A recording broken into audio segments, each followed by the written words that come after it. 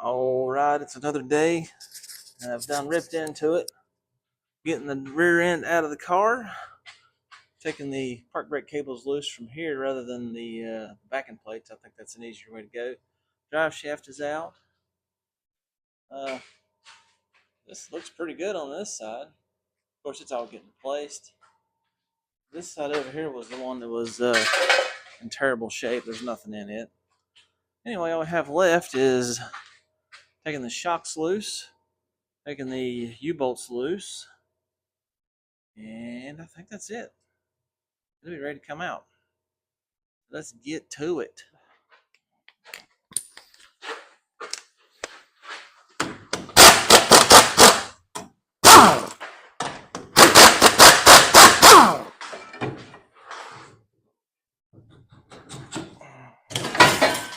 Have new washers with the new shocks.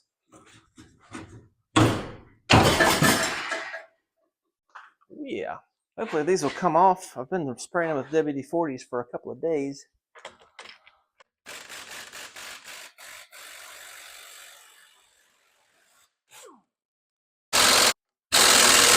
Get your hot nuts. Another hot nut. Well, that's good. Maybe the other side does as good as this side did. I'll be happy.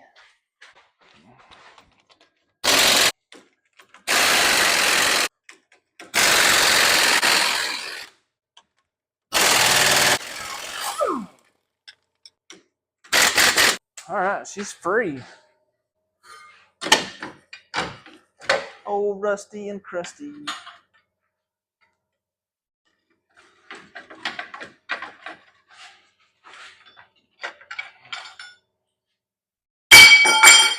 Was that loud?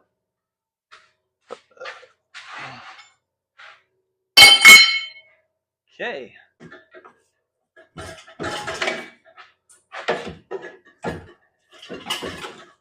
That rear end is ready to come out. So what I would like to do is put the rear end on this table that is covered in junk. So I guess that means I've got to clean up. Here's a cool trick. Works especially well with this jack. This unscrews and this comes off. You set a brake drum upside down right there. Put that back on. Anyway, the drum will cradle the pumpkin and it won't just fall off the jack. If you take and lay a piece of cardboard right there, the rear end will push into the cardboard and it'll really do a nice job of cradling it. Let's bring the car down to the jack. Coming down. Car's going to block the camera shot, isn't it? Maybe not.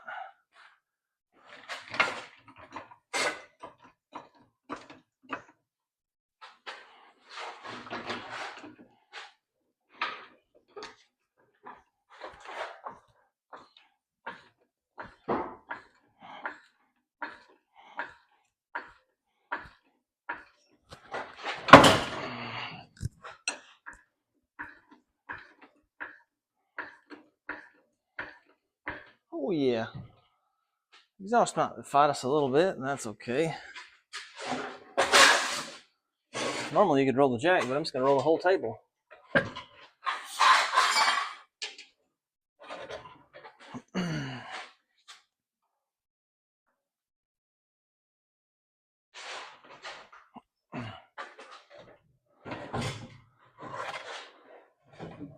Bring it this way. Are we clear over there? Might not be a help right now. Let's get that out of the way.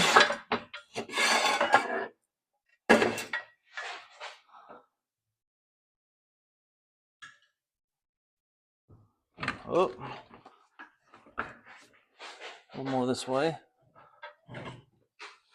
A little more. Oh, there we go. She's wanting to go now.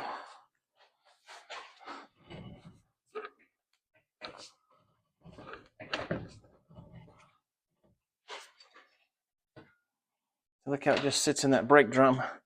Usually you would be trying to roll the table over something. Usually you'd be fighting to keep that rear end from falling off the jack.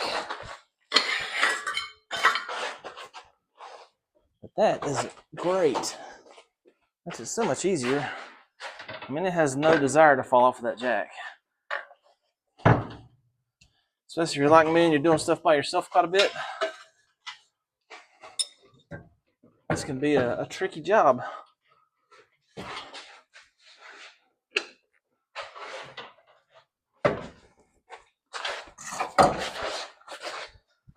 We're almost there.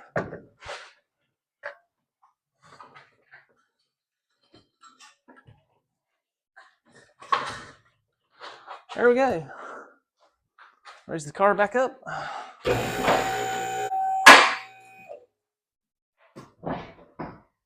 Let's get our jack stands positioned here.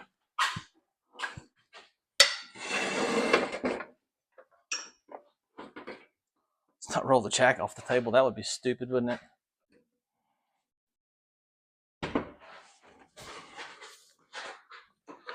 There we go. Just let the pinion roll down. It's another day down at the shop, getting stuff done. I've been cleaning, you believe that? Got all the crap out of the floor, swept up a little, cleaned up under the car. Like I got a workbench that I can actually do work on. I still got more to do. Been arranging tools a little bit. And starting to work on the rear end. I done pulled one axle out. So let's keep at it and get her down to housing and go from there. Well, just cutting the brake line so that I can put a socket on these fittings because I don't want to round them off with a wrench because I'm going to reuse them. You know it. The brakes, bolts, and everything's out of this side. I just need to give it a smack. And we're coming along. Not far from pulling the third member out of it. All right, she's tore down. It's probably a good thing I went into this thing. Look at the rust on this ring gear. Yeah, it's got some pretty heavy pitting. So that would probably end up being a problem. Anyway, we're putting another gear in it, so that's not an issue. Housing is all tore down and empty, and we're gonna give it the good cleanup job we've done on the rest of the parts and paint it. And all new brakes and goodies, and there's the backing plates. I just left the brake cables on them because they're kind of a pain in the butt to take out. So I might just leave them in there and clean them and paint them all assembled. We'll see. That might change. Anyway, that's what I got done today. I'm gonna go cook.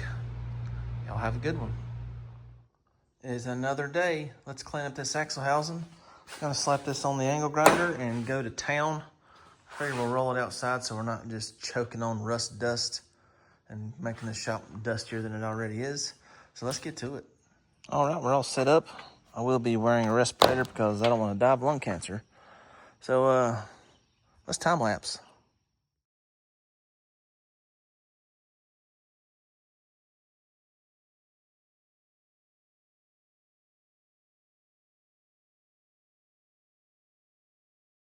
Angle grinder's picking up a pretty heavy vibration, and she's really starting to shed bristles. I've done pulled them out of my hands a couple of times. I guess I should be wearing gloves. I always love how sloppy these factory welds are. Look at all the splatter.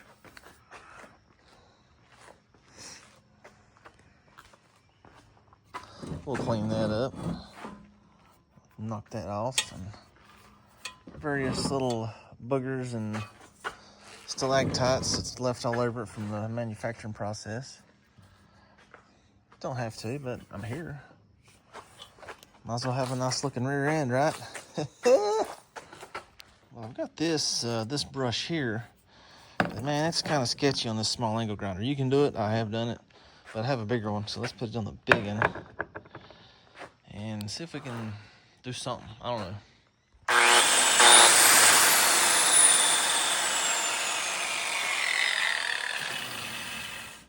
A little sketchy, ain't it?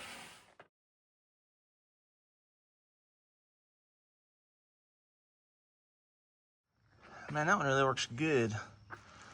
It's nice and controllable. It's kind of heavy, obviously, compared to that one, so it kind of makes my arms tired, so we'll keep doing it in spells, but it's definitely, doing a lot more with less work. I mean, it just gets straight down to the shiny stuff real quick. I guess I would have been smart to use this from the start.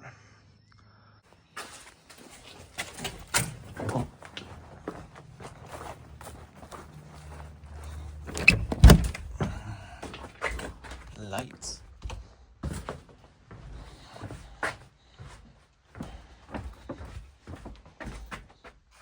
More light.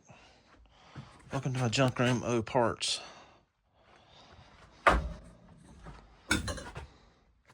It's a mess. That's what I'm looking for. It's gonna take 2 hands. Them damn things are heavy. That's a workout. Let's make some comparisons. These are both the 742 case. And I think that's the good case. Correct me if I'm wrong. I also like to know if the yokes are the same. I can probably swap them. That way I don't have to mess with my drive shaft. So we'll make some measurements there. I'll go ahead and tell you, this one's more bigger. That might be a 1350. This is a 391, and it's got a clutch top pause in it. It's been sitting around for a couple of years, and I found the reason to use it. And obviously, this is our 273. We already seen it. Our 276, I mean. Well, I popped the flanges off, and yes, they have the same spline, so we can easily just put the one off of here. Wait, I meant the one off of here on here. It's the same. Awesome. Well, things are happening slowly. I got the housing cleaned up and painted and the backing plates. The good old tedious cleaning and painting process I just kind of spared y'all on. So we're getting there. Got the third member cleaned up. I washed all the dust and crust out of the gear from where it's been sitting around for a couple of years. I think I'm gonna go ahead and bolt it in the housing and then paint it. I think that'd be easier than trying to fight it and paint it and stick it in there. Still haven't bolted the flange back on. We'll do that. Anyway, it's another day and the drums are in primer. I sandblasted them, got them all cleaned up. So let's put some paint on these boys. And now they're painted. Looks a lot better than rust. I think that would work. Well, we're back at it. I thought y'all'd like to see me struggle putting this third member in. Did a pretty bad job of painting. We'll touch that up. Let's get to it. I'm just going to use RTV on this. Some of that good old ultra gray. Some people's like, all right, you got to put a gasket in there that's going to be space strong. I've done a bunch of them this way and I've never had a problem. And they don't leak. So RTV it is. And we're using the wonderful ultra gray. It's good stuff. Gets the job done.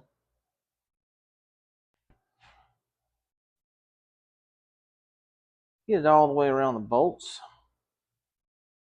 We don't want it to leak. That's a great place for stuff to leak, around the bolts. Just like that. Missed the spot. Not that it really matters. It's going to squish. All right, let me see if I can break my back.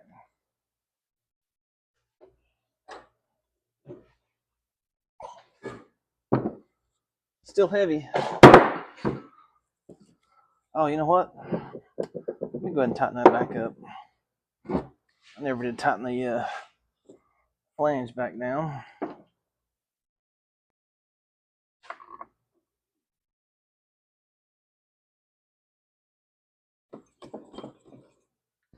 There's that.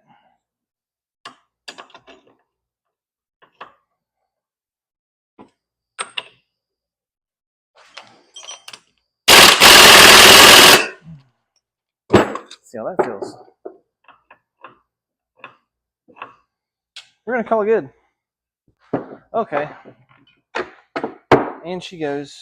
This is the top. All right.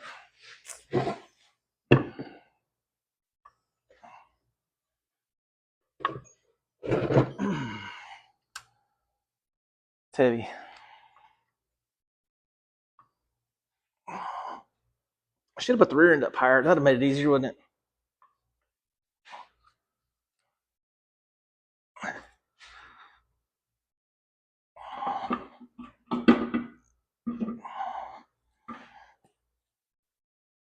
Get my finger back. Hey. Whew. Got my nuts all cleaned up and ready.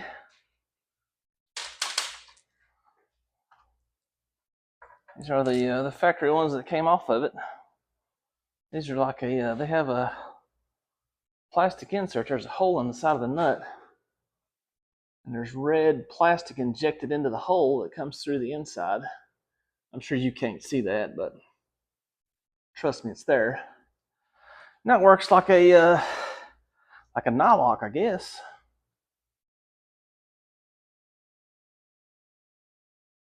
I like to put them on the way they came off. You can usually find a shinier side. You can tell that side was down. Probably doesn't matter. I'm OCD about stupid stuff and not about important stuff. I don't know.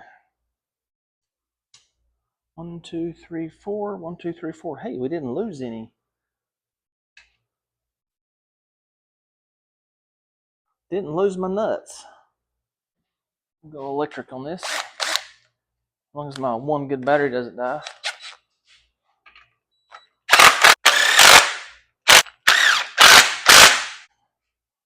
Can't do this on a 9-inch. Hey, I can just put a socket on it.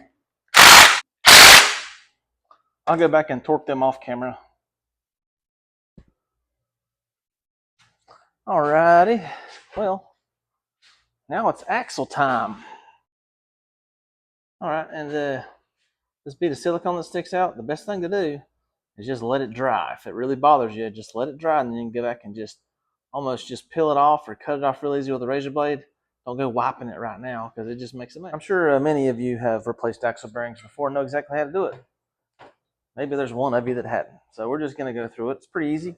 It requires a lot of tools. Angle grinder, chisel, hammer. That's all you need to take off the old ones. You're just going to cut through this retainer first. You don't want to cut into the axle. Just cut as far through the retainer as you can without cutting the axle, because you could potentially weaken the axle if there's a cut in it. We don't want to do that.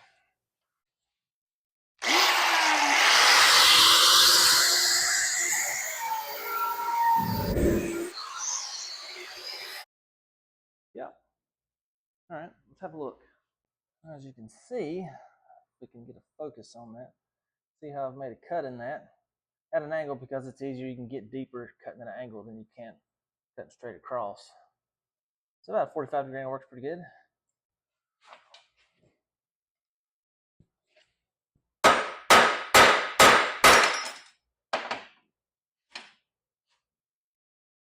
You can usually see the crack when it finally does break.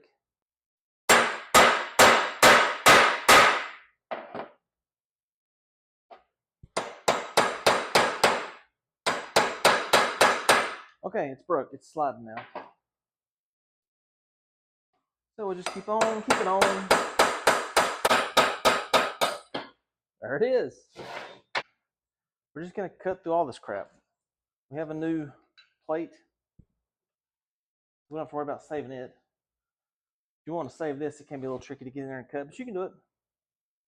You can do it. You can do it. All right.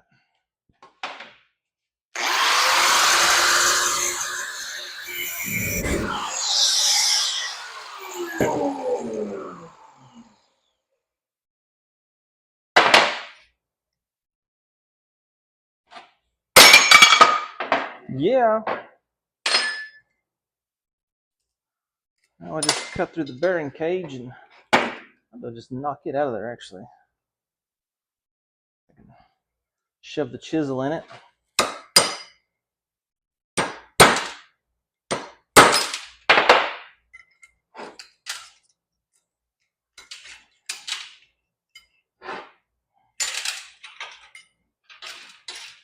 There it is. Now we have the inner race. It's going to be the same as this. We're just going to cut as far through it as we can without cutting the axle. Whack it with the chisel. And we're done. Taking it off, that is.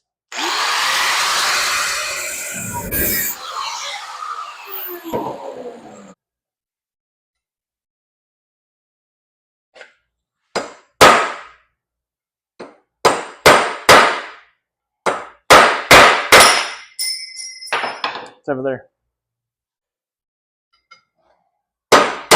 Hey, there it went. Just needed a little more. Get out of here. There's that. Okay, this side here has the adjuster on it. This turns inside of this. Let's see if I can do it with one hand.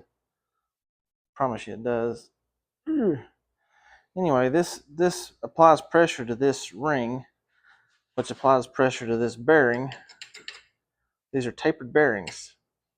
That force then transfers through the axle and through this spacer right here. This is a socket, obviously it's a stand-in, and then pushes this axle out against its bearing because it's tapered in the other direction. You can see it right there. And as you can see, if I can get a screwdriver in here, see how it moves? Yeah, that way when you adjust it, you know, it can push on this and push on the other axle. Now, if you don't have this type of carrier, what I'm going to do is replace these bearings with a standard, I don't know if it's standard, it's just a, they call it a green bearing. We'll go over that. Anyway, that eliminates this. You don't have to have that. You don't have to tension the axles against a tapered bearing because you just replace it with a regular non-tapered style bearing. And it's a sealed bearing. It's not lubricated by the differential oil. It has its own grease inside of it, and there's an O-ring on it that seals it off and all that good crap. Anyway, I thought I'd go over that. I'm sure many of you already know that, but who knows? The carrier that we put in this rear end has an aftermarket clutch style pause unit. I couldn't tell you the brand, I don't know. Anyway, it does not have that spacer in there, nor a place to put one, I don't think. Anyway, we're not going to worry about it. I put my flashlight on this side. That's why it's so bright. That's why we're swapping to the green bearings. Okay, here's the new bearings. This is what's called a green bearing, and this is why. Green Bearing Company. There's the part number if you're interested. High performance wheel bearing. Okay. It's obviously different. The seal for the axle is actually in the bearing and not in the retainer like you have on these. And if you notice, this is just a plain Jane plate. There's no seal or anything. All this does is hold the axle in. It sits, right against the bearing. So what you do, this goes on first with the gasket. If you forget to put this on and press the bearing on, you get to buy another bearing. Then the bearing will go on. It'll have to be pressed in place. And then the retainer will have to be put on behind it. Obviously, that's not put it on though. It goes like that. Well, that's pretty much it. And if you notice, this has this O-ring on the outside of it. Oil can't get through it because it's sealed, and oil can't get around it thanks to the O-ring. I'm assuming this is has ball bearings in it, instead of a drum-shaped tapered deals or whatever. And that will make a nice seal on that surface as it goes in. Make sure that's clean before we get that far. Okay, and there's the setup. Got our retainer and our seal on here. They're just hanging out for now. So when we push on the axle, it'll force the axle into the bearing. I want to push it all the way up to that shoulder right there. All right. I'm hungry, but I don't want to quit working. Have you ever done that? This is our setup. I just put a black impact socket in there to take up some of the slack. Let's get it nice and centered so it doesn't launch out of there and hit me in the face. And there it goes. I'm a moron. It's on backwards. Damn it. Well, I don't have any excuses. I just screwed up. It happens. This is what I've got rigged up to press it back off. Hopefully that'll get the job done. How many of you seen that bearing was on backwards while I was pressing it on? You didn't say anything. Ah. Well, we're going to get to go about 3/4 of an inch to a half inch before we bottom out, and then we'll have to re-rigify it. Well, place your bets. Is this going to work? It's moving. There's the bottom. Okay, re-rig. I'm out of time right now. We will pick up on this debacle in the future. It's time for supper. I'm hungry, so I'm dropping what I'm doing, and it's time to eat. And we're back. I was pressure washing and it started lightning, so I quit. Hear that? Anyway, done this, got some more space, so we should be able to keep undoing our screw up. Yes, our screw up, because you didn't tell me when I was putting it on wrong. Oh, it bottomed out again. Well, all right, we've added more spacers. Those are bead roller dies, but they seem to work. Let's see if we can get her done this time. Seriously? It only took one pump.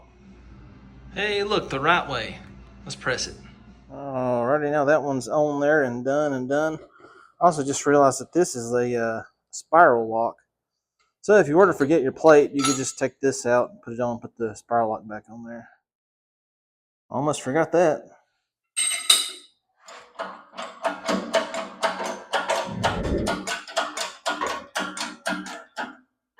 We're ready for axles. Put a little grease in here to kind of appease the O-ring as it goes in.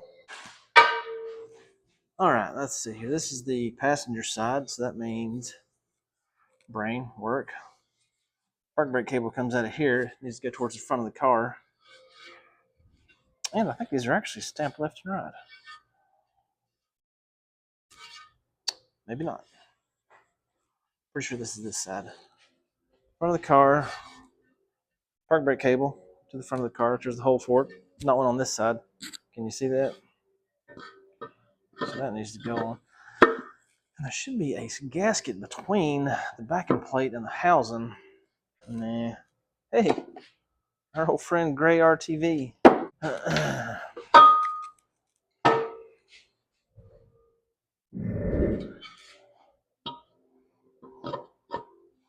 On with you.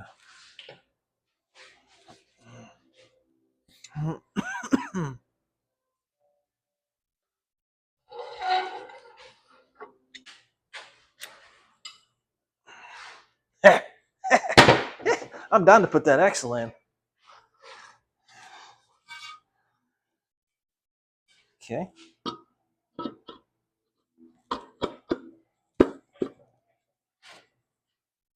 We don't want silicone here necessarily.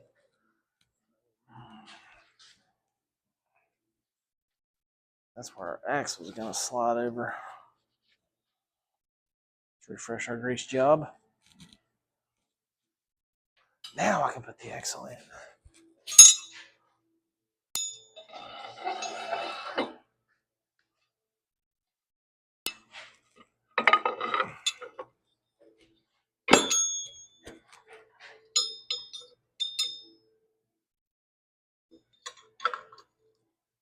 Ooh, yeah. Get nuts. Got them all bolted in. Something about turning the axle and the pinion spinning as if they were locked together just gives me a warm, fuzzy feeling. Hey, you know what else gives me a fuzzy feeling? YouTube videos that aren't a friggin' hour long. We're at 30 minutes right now, so we're just going to call it right there for now. And we'll do the rest of this back in the car on the next video. Does this hand gestures help? This, and there, next video. And the brakes, obviously. We'll do all that here on the bench and finish up our paint job. Oh, if you think I've earned it, hit the subscribe button. You don't have to. I appreciate it. Come on back. Let's keep going. Y'all have a good one.